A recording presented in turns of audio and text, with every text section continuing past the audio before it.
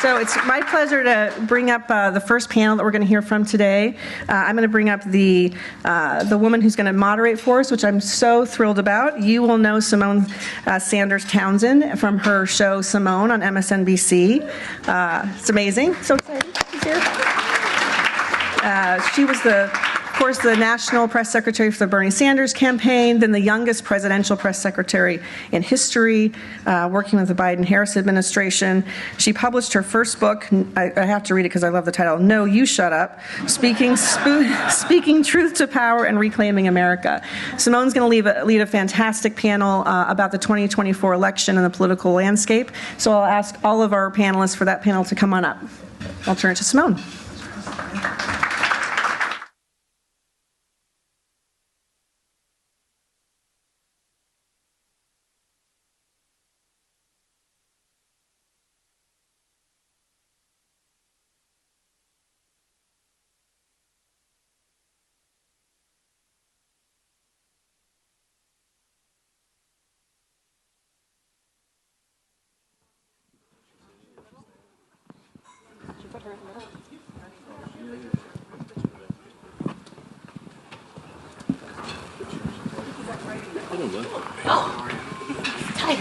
Hey, good morning.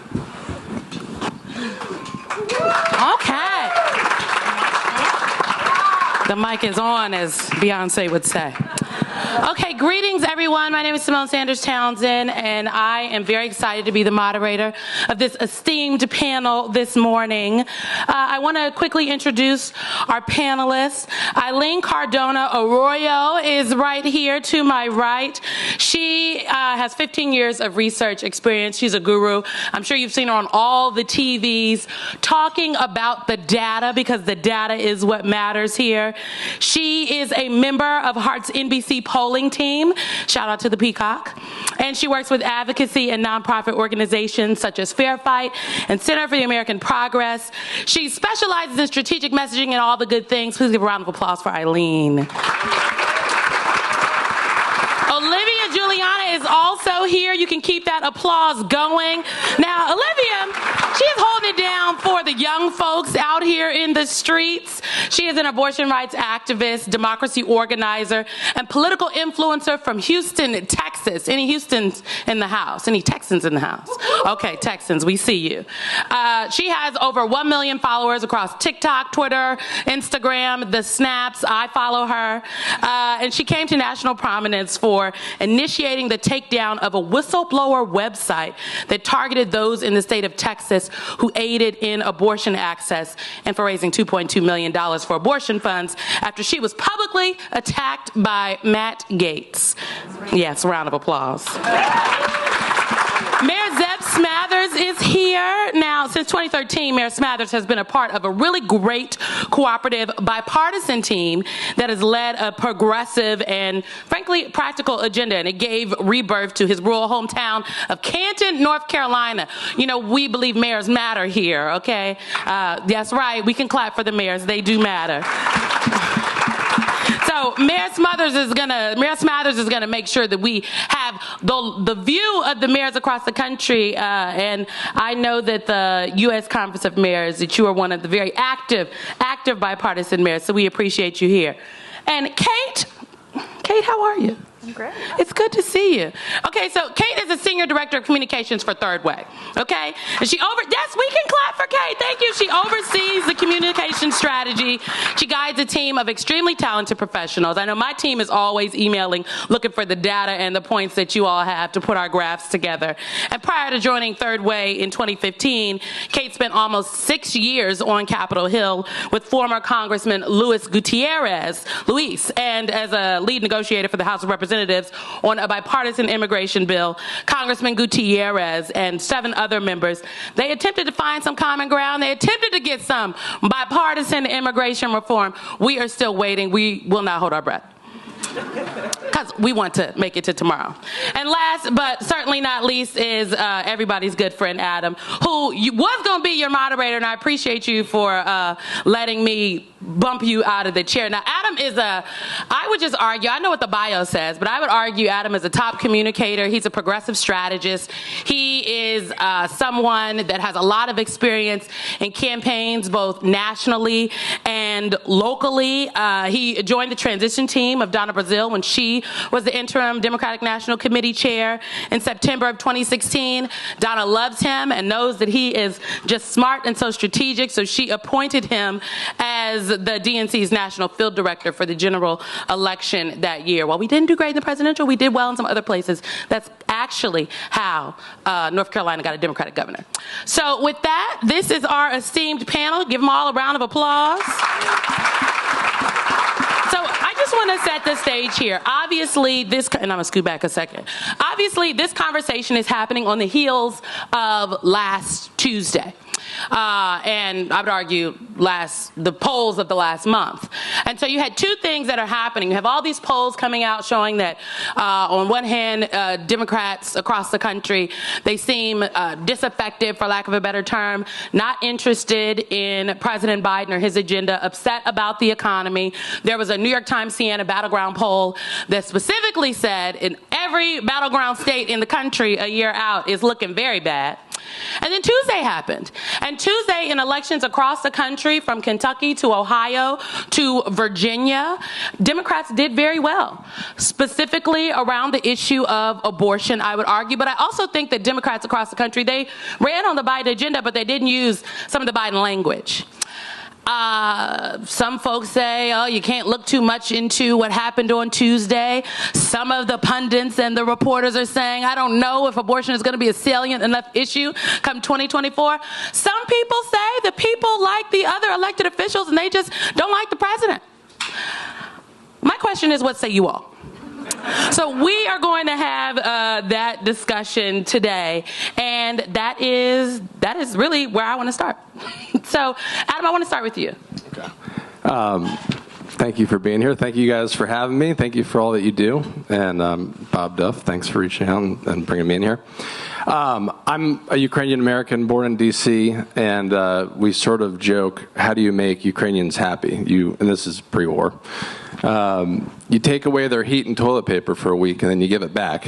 And I think that, the same could be said for President Biden. What would happen if we didn't have President Biden for a week and you put whoever in there, and then we got Joe Biden back? I think Symone hit the nail on the head. How you win locally is the message that works for you all locally. I mean, you go into Arkansas, and what message works in one area of Arkansas may not work in another message. Same thing in Virginia. Northern Virginia is very different than other parts of Virginia. And so I think that, the ability to take these successes that we're having nationally and turn them into things that are understood or how they affect people in local communities is key. And I also think going into elections, we need to be a little more confident. We always hear like Democrats are wetting the beds and so forth.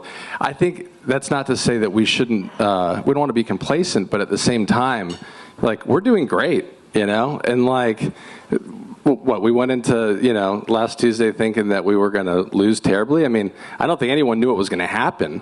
But I mean, I think we should run like we are the party of, patriots that carry the American flag and are doing incredible things and, not smearing feces at the Capitol and beating cops with the American flag. I mean, that we are the party that is protecting this country. And the U.S. is still very much an experiment. And it's something that we need to protect. And I think that the work that you guys are doing locally is critical. But it was said that the best ideas don't always come out of D.C. I don't think the best ideas really ever come out of D.C. unless someone great has been elected to serve in Washington, D.C. Can we talk about the data? What is your take on the polls that have come out? Not just a New York Times poll, but there was Bloomberg polling. NBC has polling that has come out. And I'm talking about the national polls juxtaposed with some of these battleground state polls, not the Iowa Republican Party primary polls, which I think are a really great snapshot given that the caucus is, around the corner. Yeah, I mean, I think as a pollster who's looking at data all the time, one thing that is unique in today's electoral context is that historically, when you looked at favorability ratings of the president, it would tell you, a good indication of what would happen at the local and state level. We're not seeing that. We're seeing that with NBC data that, local and state candidates have, in the midterm we saw that. We're seeing this right now. And I think to some extent we will see that in 2024, that when local candidates, connect with their voters, look at the local issues, they're able to tell their own stories. And even really at the presidential level, favorability ratings, they might be low for Biden. They're also low for Trump. And I think we need to understand that context, that heading into 2024, this low favorability ratings for Biden, within the context that we're in, don't necessarily translate into the horse race. So, keep that in mind. Let's talk about the third party threat, if you will, when it comes to 2024. Kate, Third Way has done, I really think you all have taken the lead, actually, in sounding the alarm on what a viable third-party run, and I'm using viable in quotes, would mean for the outcome in 2024 and, frankly, the Democratic candidate, because it will adversely affect the Democratic candidate, I think, a little bit more so than the Republican candidate. You have Senator Manchin, who has announced he is not running for re-election for his Senate seat, but spoke to my colleague Kristen Welker this week, and it will be out on Meet the Press on Sunday, and said that he's very open to a presidential bid, but he doesn't want to do anything to get Donald Trump elected. Talk to us a little bit about the actual third-party threat that exists as it relates to 2024.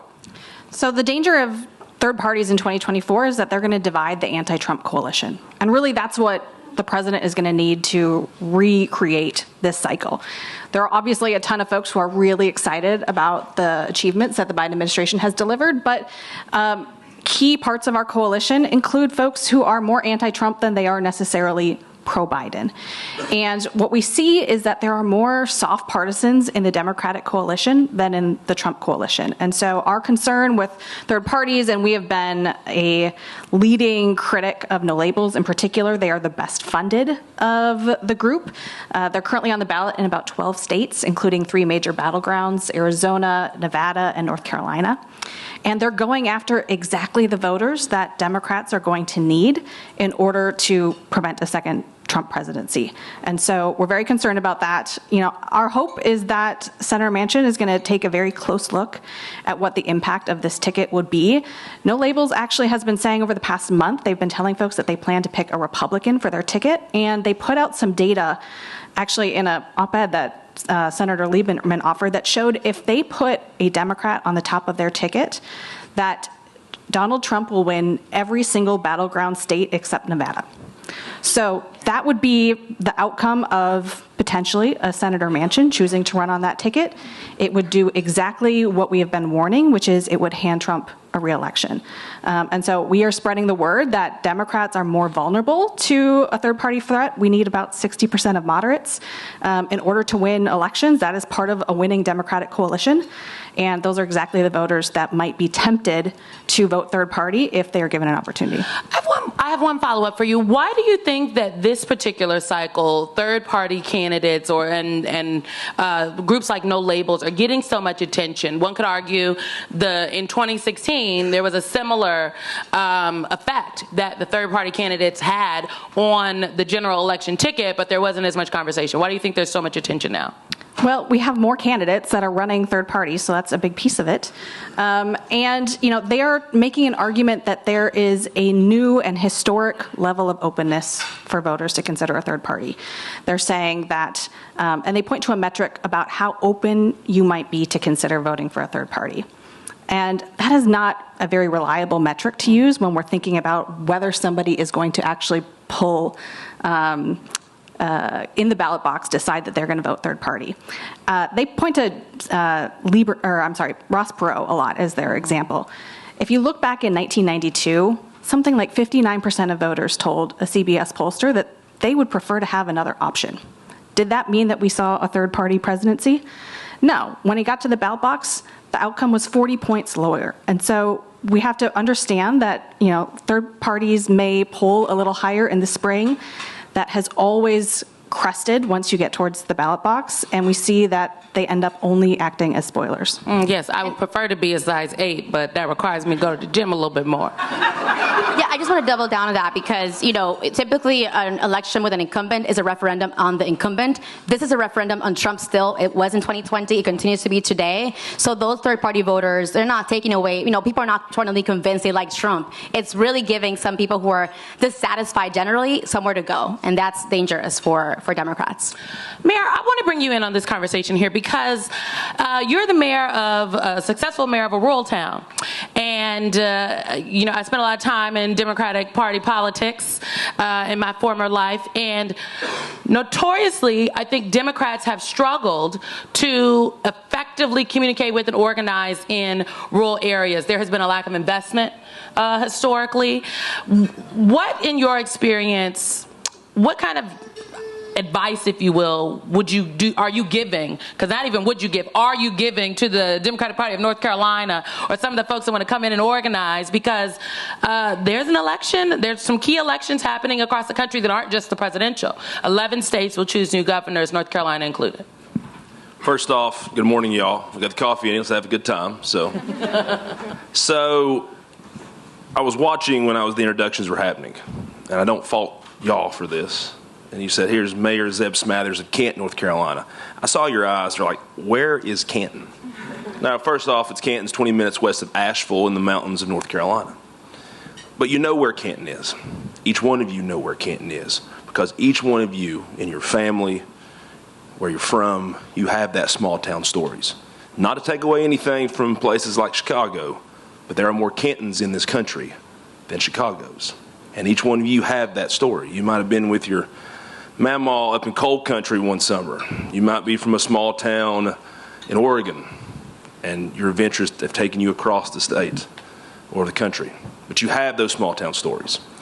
And the first step of it is that you listen to these people in these communities, your friends, your families, the ones that voted for you, the ones that will not, the ones that will be across your Thanksgiving room table here in a week, that view the world a little bit different, but you need to listen to them. I think we have done a bad job not listening and pushing people away. We saw it during COVID. We see it with so many issues.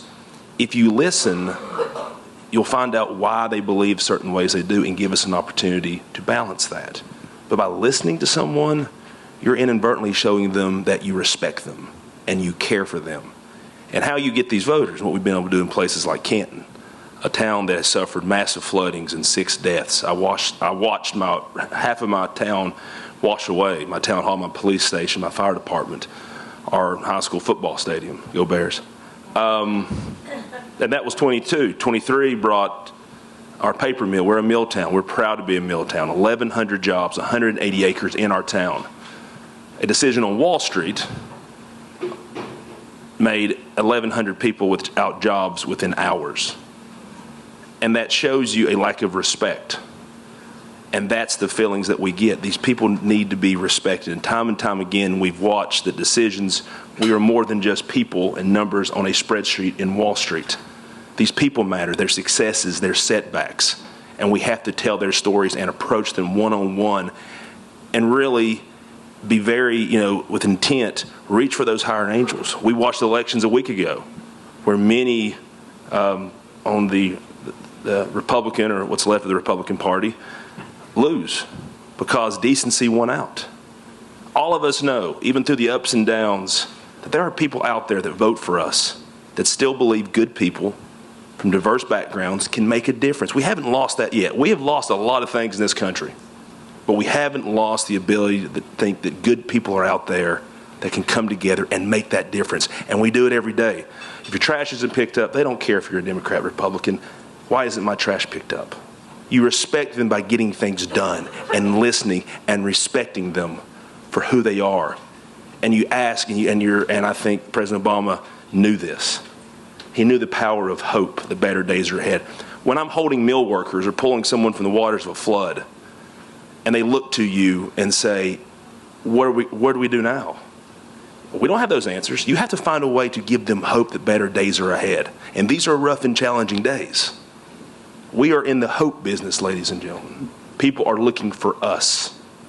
That's how you communicate. We've lost that in the country. We've lost the big idea. We've lost to bring people together in a way that is authentic us in our communities. Not what someone tells you to do, respectfully, in D.C.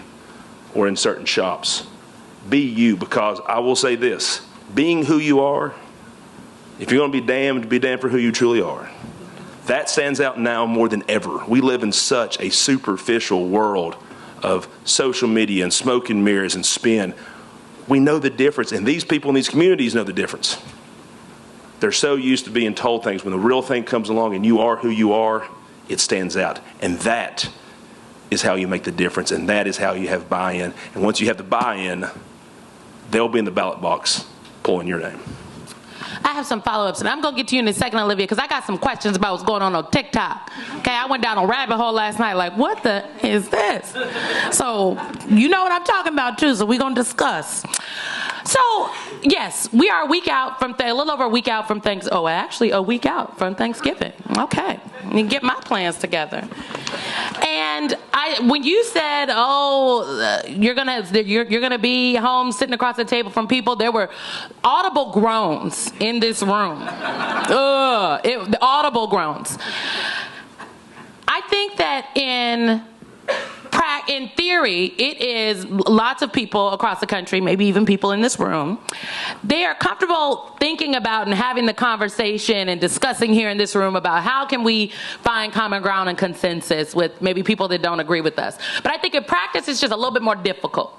And so can we just drill down a little bit? Because I think what you've been able to do in Canton, what you said is correct. People don't care if your trash isn't picked up. I don't care if it's a Democrat or Republican. Why I didn't come get the trash today?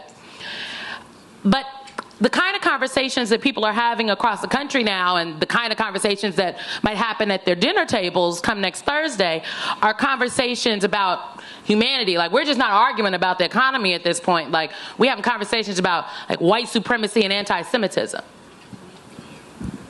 Well, I mean, again, some stuff, it's never too late to stand up and do the right thing. And there are things out there that we see. Racism, the backlash in the Jewish community. I thought about this. It's funny you said that on the way down here. I thought, you want to listen. But part of the power is simply standing up and rejecting the ones that do not have a voice and saying, this is wrong. Too many times, and we don't see it just in elections, we see it in our daily lives. We stand by and let things happen and let people be bullied and teased and pushed down, and we do nothing. I think to your point, there has to be somewhat of a new democratic swagger to stand up for the values of our country. I mean, if you look at January 6th and you're okay with that, that is worth being called out for. There are people in this country that have to choose, are you cult or are you country? I can work with country, but I can't work and stand by to anyone that looks at what happened in that cathedral of democracy that day and try to justify it, or ones that were against it that day and now they're starting to walk it back. You have to have the profile and courage to stand up to even people in your own family, whether that be biological or political, and say what is wrong is what's wrong. And I think people respect that. And again, if you go down and if you lose and you sit up for the right thing, so be it. Are you cult? Are you country? Adam, you agree? I agree. I was just going to add one thing, and I don't just say this. My better half is around here somewhere. That's right. And please shout the better half. I think she took our baby out, but she was a Trumper in 2016. And having spent years and years in my life with Hillary, I think it's another thing to be said, too, is like someone may have been for Trump in 2016, but if they were for Trump in 2020, again, these are not people that we're going to win over. And I think you got to sort of look at that as well. I mean, there are a lot of people that have joined our party that grew up as Republicans, and Trump made them see the light, and they joined the Democratic Party. And those are the folks that we got to continue to bring in and make room for. All right, Olivia, there's organizing rural America. There is finding effective ways to speak to a cross-party coalition. And then there's organizing young people in America. And one of the concerns that I have heard from a number of national Democrats and frankly Republicans are trying to figure out how to get young people. Democrats are trying to figure out how to keep them. And there is a concern about the drop-off of young voters. One, do you think that's a valid concern? And then two, I want to discuss this Osama bin Laden praise from the young TikTok community that is going down. Yes. Have y'all not? Oh, I see some confused faces in the crowd. Let me just tell you, because this dovetails into so oftentimes we talk about that foreign policy issues do not necessarily translate or do not necessarily penetrate through when it comes to national elections, particularly presidentials. But I think the issue of Ukraine and the war in Ukraine is one issue that has absolutely penetrated. And then this issue of the Israel-Hamas war has penetrated. Well, on TikTok, millions, there are millions of TikToks happening right now, literally, go search it, you can open up the TikTok, it's probably there, of young creators saying, I just read Osama bin Laden's letter to America. You must read it. It has challenged everything I thought I knew. Osama bin Laden was just retaliating for oppression. And I think this explains a lot of things, and it makes me look at what's happening in Gaza a little bit differently. That's a large leap that's been left, but that is what's happening. And so you talk about young people and the power of social media. These are young voters. Yes, I hope y'all open up the TikToks right now. It is happening. So let's discuss what the hell is going on, Olivia. Well, to that I would ask, but are they young voters? Are they young voters? Are they actually voting? Are these people who are saying these things actually going to the ballot box? We talk about polling all the time of like, oh, well, young people, this many percent of them said that they won't vote for Biden. This many percent of them say that they won't vote for Biden in 2024. Okay, but they did in Kentucky. They did in Virginia. They've done it for these ballot amendments. And I think that the problem is that so many people, they see young people as just this monolith. They're like, well, okay, well, every young Democrat is 100% ideologically aligned with the progressive wing of the party. And that's not true.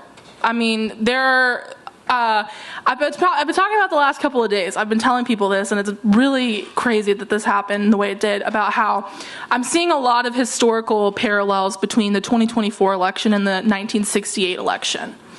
And something that a lot of people don't talk about is when Nixon was running for president, one of his key strategies was engaging young voters.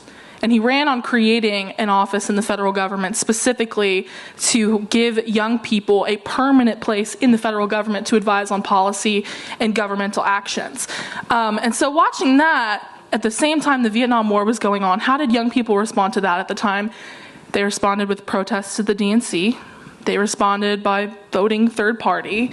And even though Nixon was the one who had the larger arm of organizing when it came to trying to reach out to young people, and he lost that vote, he still won the election because he did get a good portion of it. And so as far as seeing young people online who are saying, I'm not going to vote for Biden, I'm not going to vote for Democrats in 2024, well, what states are the majority of those young people saying those things coming from? Because I haven't seen it coming a lot from young people living in Ohio, Arizona, Georgia, or Nevada. I've seen it a lot from young people who are in states like California, who are in states like New York, but I'm not seeing it a lot from young people in states like Texas, where I live. So there's that first of, are these people actually voting? The second thing is, I have heard so many people talk about the alt-right pipeline online for years of like, well, all of these older folks were radicalized on Facebook to the right. You had Bush Republicans turn into January 6 rioters because they were constantly fed information on Facebook. And I think that we're kind of seeing that happen on TikTok on the alt-left, is you have people, and I know people personally, who in 2020, these were Pete Buttigieg Democrats, who now are outwardly saying, I'm a communist, I believe in this theory. I will not vote for Joe Biden. And the reality of what's caused that is they have been exposed online to these kinds of ideas, and they get entrenched in them. But I don't think that it's reflective of the majority of young voters in the same way of Nixon's 1968 strategy, talking about the silent majority. The majority of young voters are not very vocal about their opinions, in part because of the bullying that comes if you say, well, I'm a young voter, but I don't ideologically align with the progressive left. I've said things like this before online with the presence I have, and I've literally been called a fascist for saying that I ideologically align more with the Lizzie Fletcher and Colin Allreds of the world than the Bernie Sanders of the world. But those are just my beliefs. I'm not a fascist for believing that.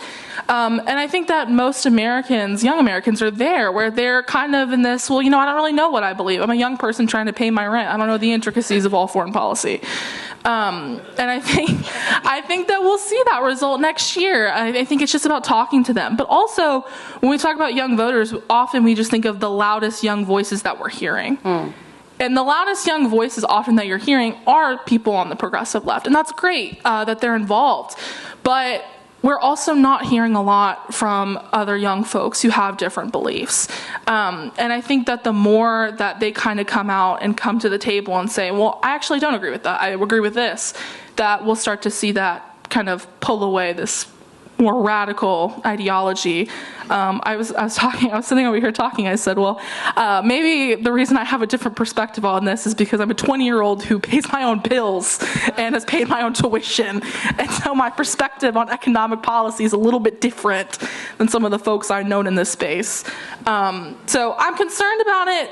Yes. I'm concerned about extremism. Yes. But I don't know that it's going to translate into failures for Democrats in 2024. All right, well, let's discuss. I'm going to throw this out to the entire panel here. There are other sessions on the docket today at this conference about AI and misinformation and disinformation. And obviously, it played I think we just found a name for it in 2016. It had been a thing, but it became more of a thing in 2016. It was definitely at play in 2020. And I think we are also seeing misinformation, disinformation, the rise of AI, these videos. I don't know if folks saw these videos where you can alter to make someone seem as though they have said something that they never said, but it looks real, like the video looks authentic. I could have the mayor saying all kind of crazy stuff and put it on my Twitter account. I'm not going to do it, Mayor, but I'm just saying it's available. I was going to say there's other videos out there, but I'm sure look, I didn't have social media in college, so. And that's the point. So this is a new frontier, frankly, and it's rapidly changing. We are already seeing the effects of misinformation, disinformation, just what we just discussed with TikTok. And, there's letters to America, these new young people loving Osama bin Laden. How else do you think this is going to play out in 2024? I'm happy to chime in just a second. I thought that your example of Nixon was super interesting because also going back just a few years, obviously, there wasn't a break-in of the DNC. There was a break on the DNC online.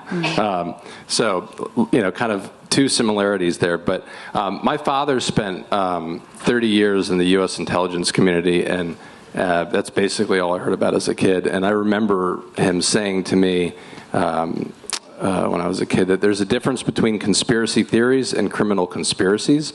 And I think that one of the things that we've seen Republicans do really well, maybe it's subconscious, is they push conspiracy theories to cover up and distract from their criminal conspiracies.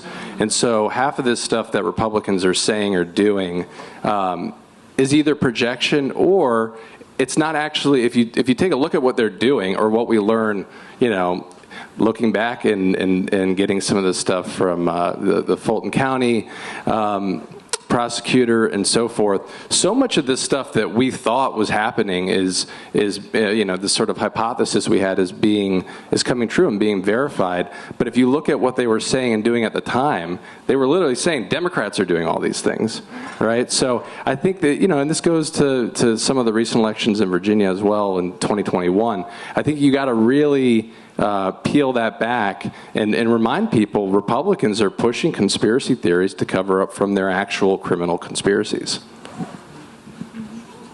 I see you shaking your head, Kate. And Mayor, you want to chime in? Go ahead. I mean, the scary thing is this is first-generation AI. Look what first-generation AI with the accessibility to so many people.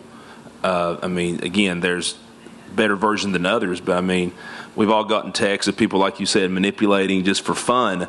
Well, at some point, it's not fun or funny, and there's dangerous consequences. But also, I think it's something, the power of this organization, if you listen, especially, what Debbie said, the power to bring people together and understand that we're stronger together. And a lot of these wolves that live outside of this country want to see us divided. They see what division has been able to accomplish. And that is what AI and tech has been able to do. I think there's a conversation that we have to have with our constituents and the American people. I mean, look at what Russia and China. This is on purpose. Again, the old saying, we're never going to lose a war from a foreign adversary, but we will tear ourselves apart. This is they know what they're doing. That is why AI and all this is an extremely danger to our domestic and foreign policy. Because it's working. Because people will see things and bring things to meetings of mine that they print out and bring it, and they think it has some truthfulness like Moses and the tablets here. And it's not. It's something they saw on the internet, but it's purposeful to divide us. And so I think we have to have a major conversation in this country of what we're going to do about this. I mean, we can sort of have this offhanded conversation now. This is first generation. Look at the damage it's doing. Unless we get under its control, this is only going to get tremendously and exponentially worse for Democrats and Republicans and all leaders at all branches of government. I'll just jump in quickly. Now, full disclosure, I am not an AI expert. We've Neither got am I, folks Kate. in our policy I'm just shop on who the are the internet. right folks. And actually, we're going to be having a conversation with Derek Kilmer in just a couple of weeks on this. The one maybe hopeful note, and I think it speaks to the kind of leaders that are in this room, is there's also the possibility that we might be able to leverage AI to try and identify it faster. And so you have the possibility that AI creates content faster. It might also be something that we could leverage to identify and stop things faster. Now, that's a big task if we can actually implement that in a sound way. But there are thoughtful people that are trying to get ahead of how we think about what that's going to look like in our lives and in our economy and in the information ecosystem. And so will we have that all worked out by the 2024 election? I am not confident. I mean, those are big conversations, but that's why it's so important that we are digging into them now, because I think that there's obviously the possibility for this to ripple in lots of different ways if we aren't getting thoughtful leaders to try and really work through what that looks like. See a little teaser for the AI misinformation session a little later on, okay? Stick around. I will not be moderating it. Okay, misinformation, disinformation. Let's talk about the messaging. Olivia said, All right. What does the data say about the message, about how people feel about what the Democrats, particularly the president, has been saying to them? What does the data say? Because from my read, the data says that they don't like it, but you tell me.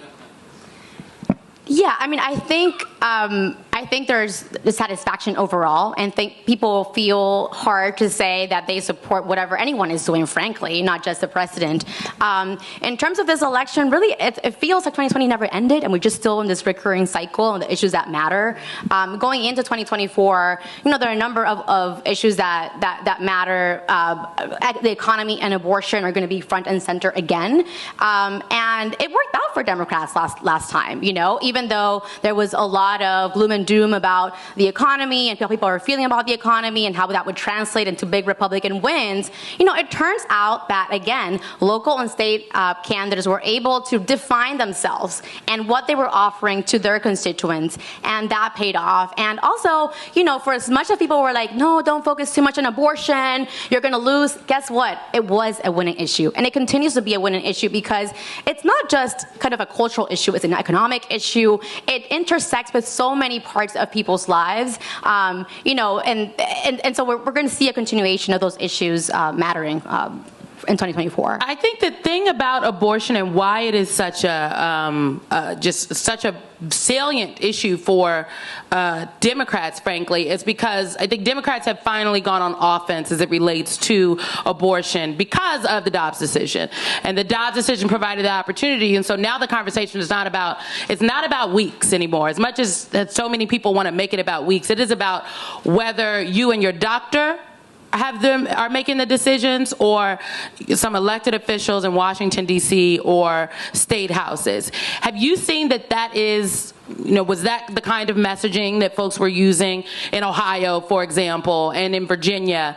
And then concurrently, add on top of that, there is a push now that Democrats are working to get abortion referendums on the ballot in other places across the country because they believe in battleground states, because they believe it'll give them a boost for 2024. And so Florida is one of the places that has been targeted. Arizona, I think they're now working to get more on the ballot in other places. Is that the winning ticket? Is that what the Democrats got to do? I mean, I wouldn't say only focus on abortion. Obviously, the economy is still important, but that's an important mobilizing issue, and it will continue to be. I think candidates in this most recent elections have the benefit of seeing that what 2022 happened there, and that the candidates that were brave enough to go front and center with abortion, that paid off for them, and so they have the benefit of seeing how that worked. Obviously, going into 2024, the economy will continue to be an important issue. You have to also mitigate those concerns, and also without pretending like everything is fine, right? I think for as much as there's been a lot of successes in this administration, at the end of the day, people feel like they're spending too much money and things are too expensive, and so there has to be a way in the messaging to connect with voters where they are and not pretend like things are perfect. They're not for them. They don't feel it in their pocketbook, and so and communicate the achievements in a way that we're not overselling and pretending like their real life experiences are not real. All right, so I hate these questions. When I was a comms person, I used to hate when people ask my bosses these questions, but now I'm going to do it. Raise your hand if you think that Bidenomics is the way to effectively communicate that economic message. I think a version of whatever works in your state. Okay, let's expand. Okay, but raise your hand. Go ahead, Kate. I think there's elements of it that work really well. But what is it? I mean, I think the president Exactly. I mean, I guess I would say that we have delivered a lot of investments that are going to be paying real dividends in your communities, and those are going to mean good jobs and higher wages for you and your family. So why don't they just say that? I'm here all day, guys. I don't know.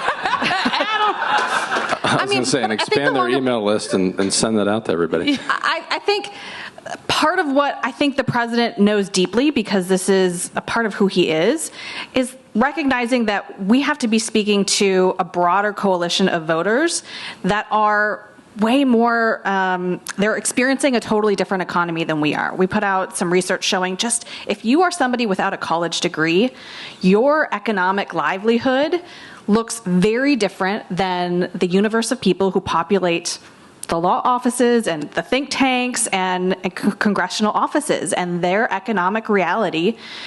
You're punching a clock, you go to work in the dark. It means you likely don't have sick or paid leave. And we're not just talking about white, working class voters. About half of the people who are in our, non-college educated workforce are people of color.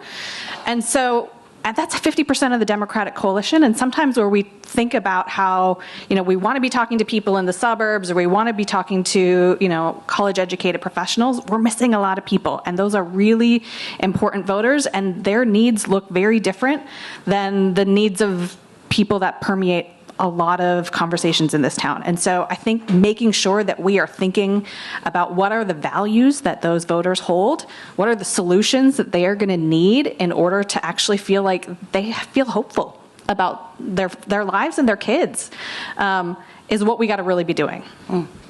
I was just going to say, I think the abortion thing is huge. I mean, Karl Rove did this with same-sex marriage, right? But it's an issue that I saw Mark Riddles here from Kentucky. I mean, the ad that was run from Hadley, the young woman who was raped by her father, that's an ad that was run by the Bashir campaign in Kentucky. 80% of Kentuckians agree with it. The I saw James from Virginia's here. The closing message from Youngkin in Virginia was, yeah, get me a House and Senate, and we're going to ban abortion. Okay, I mean, so we give all this credit to Republicans for having great messaging, but in fact, their closing message of Virginia said the quiet part out loud.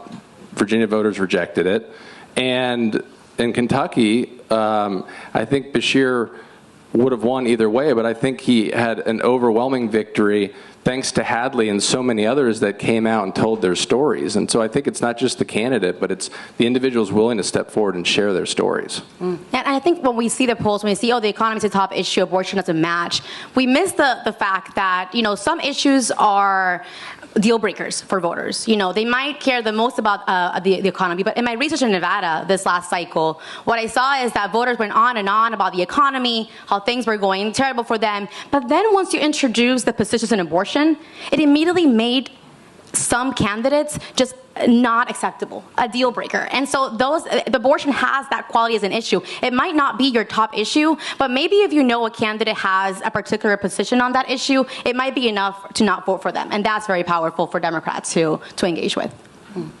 I feel like that was a gem. Some issues are deal breakers for the voters, and that might not necessarily show up in the polling. So someone is going to keep me honest about my time. I don't have a phone down here, so just give me a signal, because I will go all day. I will. Okay, Olivia, then for 2024, I was reading yesterday about the different investments that particularly Democrats and the president's campaign have made in historic investments that they were saying that they've made. But if you juxtapose those investments from what the Biden campaign is doing now and what, let's just say, the Obama re-election campaign did in 2011, 2012, the investment has shifted a little bit. They've spent a lot of money on ads and communicating via ads to diverse communities, to young people, so on and so forth. And in 2011, 2012, the Obama re-election campaign spent a lot of money on organizers and people in the communities. For young people, yes, young folks we're very online, but we are also we very much so want to be spoken to. We want to be engaged. What do you think about the strategy that national Democrats, but also local folks have employed? Because Texas is a place that is in play. I talked to a lot of Republican strategists, and they say if anyone can beat Ted Cruz, it is Colin Allred. Now, Colin Allred got to get out of his primary, but you know, there's thoughts. Democrats want to turn Texas blue. It's been trying to be purple for years. It's been a pipe dream, but now maybe it's a little more realistic. I mean, it absolutely is. I think that the difference between 2012 and now is there is this kind of organizing that is happening online. Like, it is happening online. You know, I didn't start knocking doors. I didn't start knocking doors till after I had gotten into this work, and I got into it online. And for young people in particular, I often tell people this, you will not win elections because of social media. People don't decide who they're going to vote for specifically off social media. What they use it for is for informing themselves on the policies and informing themselves on the candidates, but I don't think that they make that official decision until it manifests in their community in some way. And so I look at like the Beto campaign in 2022 in Texas, huge social media presence, huge. He lost by 10 points.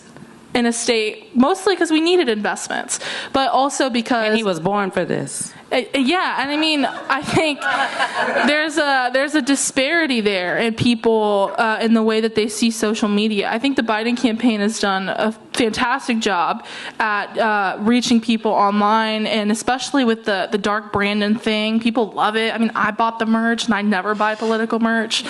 But I think it's working. I think that the more you invest in it, the more you can use it. And I also think there are a lot of people who don't understand how localized social media, TikTok in particular, can be.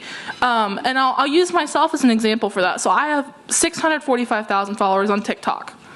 20% of my audience is in Houston, Texas. And so I've been working on this election that's happening there. And so what I did, because I wanted to test something out, is I took the names of all the super neighborhoods and I turned them into hashtags on a video that I posted. And even though on videos in the past, maybe 10% had been seen by people in Houston, on the videos I did this, 30% of the viewership was in Houston. So a large portion of the videos was being seen by Houston in regards to a Houston election. And that's not paid advertisement. That's organic. That's reaching people from someone who just lives there. And I think the other important part of this is I don't need to hear politicians tell me how great they are and how amazing the things they're doing are. I need to hear it from regular people who know the policy, who are like me on social media. I might be the exception because I'm 20 years old, but I act 80. By 7 p.m., like, I'm parked on my couch and I'm watching the readout. Like, that's what I do. But I don't know other young people who do that. They come to people like me on TikTok to figure out their information. And so I think in the same vein, when it comes to campaigning, I think keep on engaging people on social media. But what I would love to see is take young people whose lives have been tangibly affected by the policy that's been passed by this administration, by the policy that's been passed by people in the states that these young people are from, and have them talk about it. I've traveled the country talking about abortion. I've traveled the country talking about voting for Democrats. And the story that is always the most effective with talking to voters, particularly the Republicans, because I am from Texas, is I will be the first person in my family to graduate from college. And that's because the American Rescue Plan paid my tuition my freshman year. And when we hear stories like that, and when we hear stories like that, and we tell young people like, hey, you know how you got more money for college last year? Yeah, I was wondering like why my Pell Grant wasn't expanded. Yeah, thanks Joe Biden. He did that. Like, we need to inform them on these things because they don't know what's going on.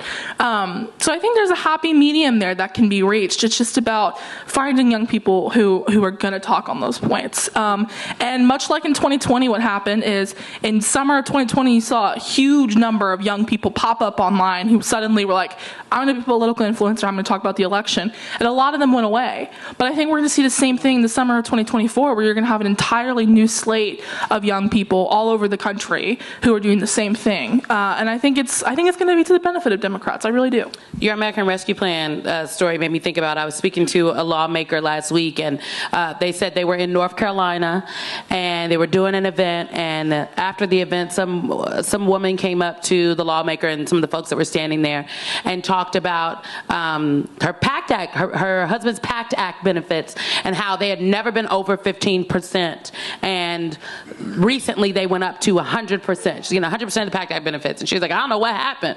And the lawmaker was like, well, we passed a bill and the president. And so it just goes to show that some of the things that are happening that do affect people's lives, folks are not connecting it to what their elected officials are doing necessarily. Okay, we're going to take some questions from you all, the audience, and we have enough to take a couple questions. Now, I would just like to note we are taking questions, not soliloquies. Say it with me, folks. We're taking questions, not soliloquies. All right, now, here we go. So we have a microphone that will be walking around the room. I think Ben has the mic, so raise your hand. Do we have any questions? Don't be shy. We have 2 mics. Don't be shy, folks. I know y'all got some questions. Yes, sir. We're going to bring a mic to you. And she's going to hold the mic. Someone's going to hold it for you. Yes. Oh. I went to the Oprah Winfrey School of Q&A. We're going to have to talk about this later. Yes. What's your name and what's your question? My name is Chris. Can you hear me okay? Yes. I guess building on the question about TikTok and reaching Americans, more broadly, what do you think the party, NewDEAL leaders, et cetera, can do better in terms of reaching everyday Americans, especially over the next year? Good question. Who wants to take that? And I will also know, we haven't talked about the fact that, TikTok is banned if you work for the federal government, you cannot have TikTok on your phone.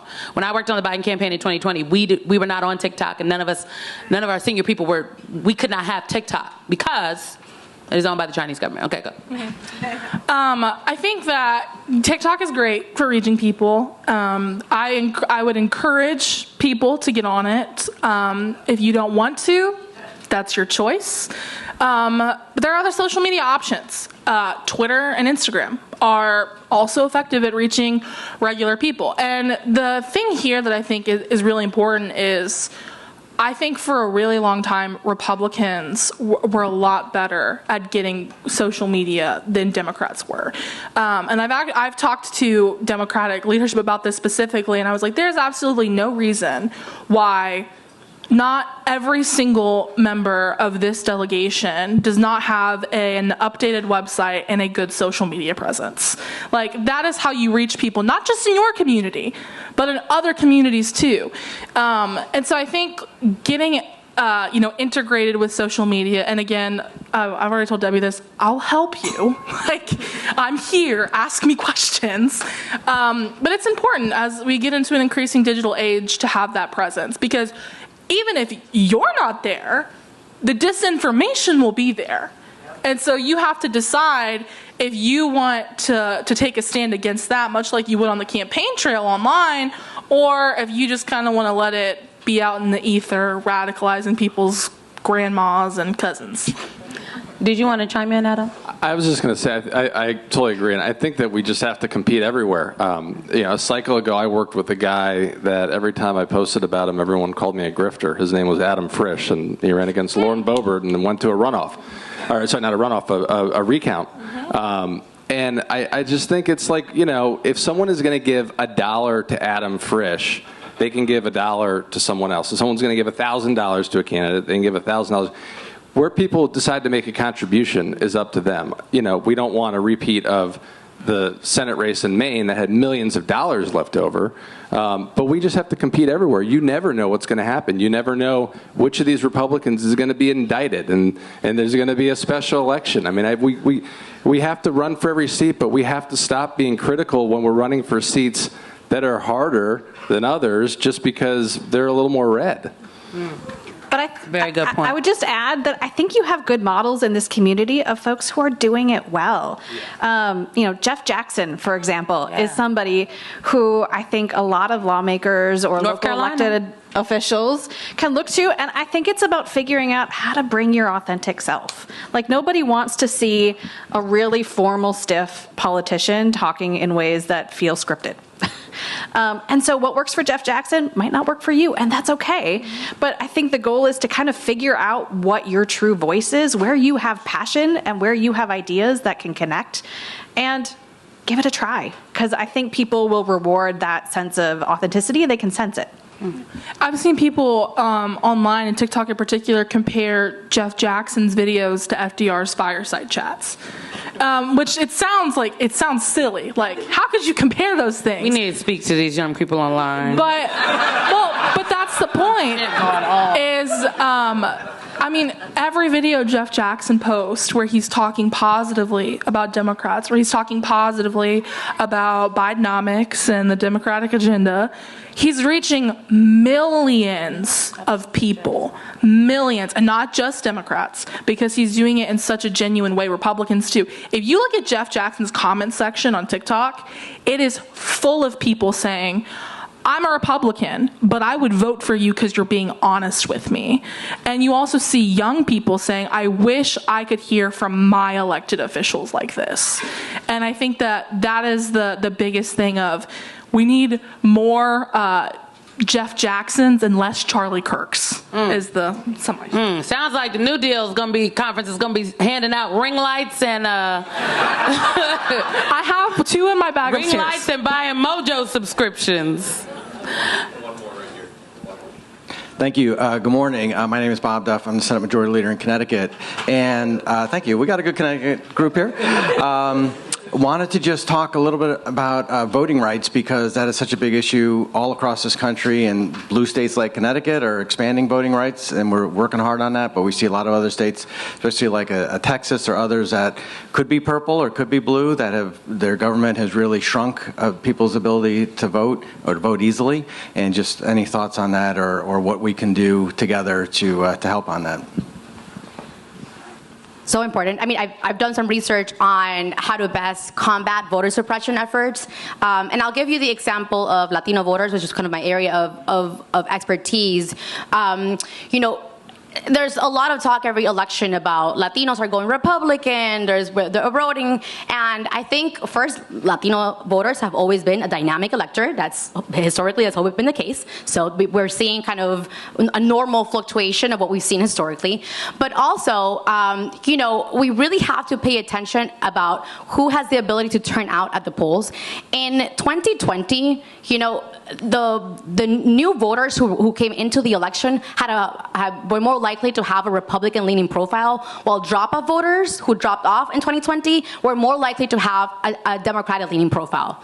That's a problem, and in part is directly related to those voter suppression efforts. And so I think, Democrats have to get, not only kind of with messaging and reaching voters where they are, that's obviously all very important, not to dismiss it, but also understanding that there are certain voters who face more obstacles to voting, and those voters tend to be ours. They're Latino Democrats, but also other voters of color, young people, and so it has to be a concerted effort of focusing on the messaging, and also how do we make it easier for people to show up at the polls for us? Do we have time for one more?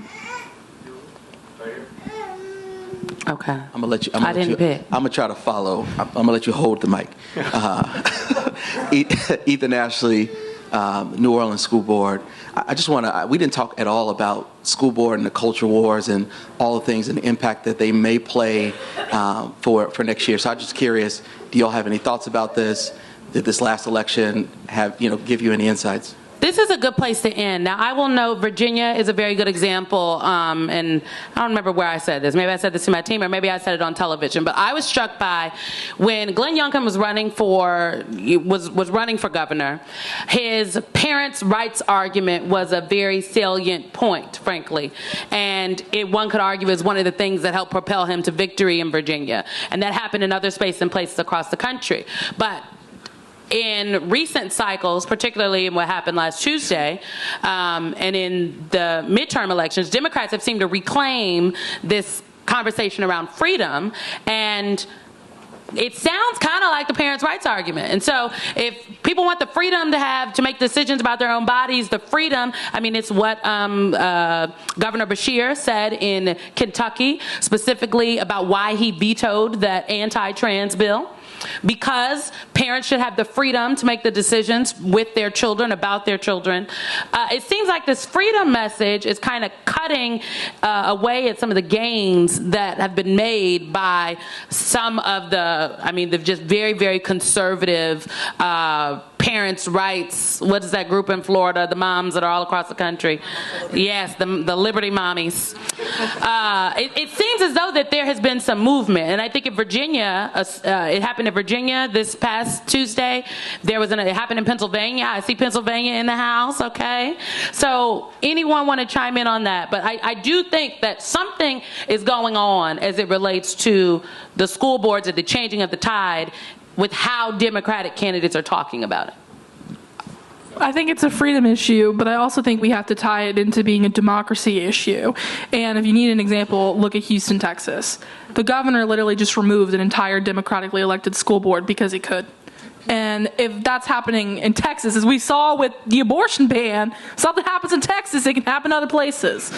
So I think that talking about freedom, but also talking about how this literally is a way that they will disregard the will of the voters who elect people into those positions. I was going to say, I don't know if it's because the Speaker of the House's online accountability partner is his 17-year-old son, or if that was before or after the election. But I think on the school boards, the key is going back to 2021. You got to listen to people running for school board. You got to listen to PTA parents. You got to listen to parents. I have two kids. One's a ninth grader in high school. And I remember almost daily talking to Rachel Vindman in Virginia at the end of August and early September, and she's like, "This is a real issue, but nobody's listening to us." And I'm not saying that's the McAuliffe campaign or the party, but it could be whoever they were working with. They weren't taking it seriously, and Republicans were just saying CRT, CRT. You could ask them at the doors. I knocked on thousands of doors with Allie. and we would say, like, what is CRT? They couldn't tell you what CRT was. They could just tell you they were voting for Youngkin because of CRT. So we got to be serious, and a lot of these people were paid by Republicans to show up at school board meetings and create chaos and confusion that then just wound up on boards like DC Urban Moms, where everyone's posting anonymously and spreading this stuff quicker than we can actually get the facts out. Well, and I think also some of it's distractions, but done on purpose to distract from the weakening of public education. And that is what's lost. And that's why this is so important, not just for democracy and freedom. There are people out there that are trying to dismantle public education by doing it through distractions. And public education, for so many of us in this room, and the people that we fought for, their ability to, again, believe and have hope in this American dream comes from the ability to be in these public schools and teachers that care. And that may be the only hug and love and safe space they have all day long. That's what's happening. The fight for these school boards and fighting all these distractions. This comes down, are we going to strengthen education and have teachers' backs and continue to do something that's been to lift so many people out of poverty? Or are we going to fall back because then it's gone and we won't get it back? And that is, again, I'll be up here an hour defending the importance of public education. That is what's affecting so many of these areas and these places. They don't have the ability. You can give vouchers and all that. They don't have the money to go there anyway. It's a bait and switch happening in front of our eyes. Is something that has made this country and so many, especially in these rural areas, something more than just dots on a map. In defense of public education. That is where we will end. Give this panel a round of applause.